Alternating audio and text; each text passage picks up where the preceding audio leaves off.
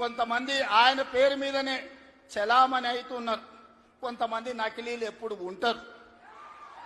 వాళ్ళ ఆలోచనలు ఎట్లుంటాయో కూడా మనం చూస్తున్నాం. అందుకే ఇవాళ మిత్రులారా,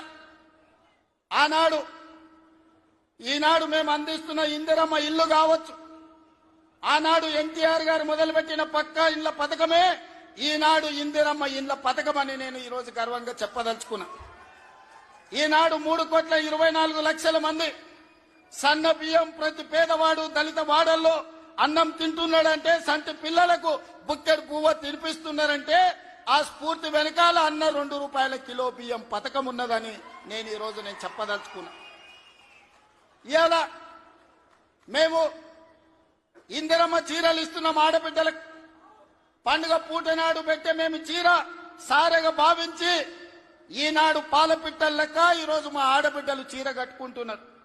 దీనికి స్ఫూర్తి ఆనాడు ఎన్టీఆర్ జనతా వస్త్రాలు పేదవాళ్లకు అందించి కూడు గుడ్డ నీడ అని ఎన్టీఆర్ ఏదైతే ఆలోచన చేసిండో ఆ స్ఫూర్తి ఈనాడు మా ప్రభుత్వంలో అమలు చేస్తున్న సంక్షేమ పథకాలలో కనిపిస్తుంది.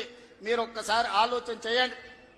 ఈనాడు వైఎస్ఆర్ ప్రకటించిన ఉచిత కరెంటు కావచ్చు, ఈనాడు రైతులకు మేము అందిస్తున్న 24 గంటల ఉచిత కరెంటు, దీనికి స్ఫూర్తి ఆనాడు అన్న ఎన్టీఆర్ 50 రూపాయలకే హార్స్ పవర్ అని రైతాంగాన్ని ఆదుకోవడానికి వారు అందించిన విద్యుత్తే, వారు అందించిన శక్తే ఈనాడు ఉచిత విద్యుత్తు అని నేను చెప్పదలుచుకున్నా.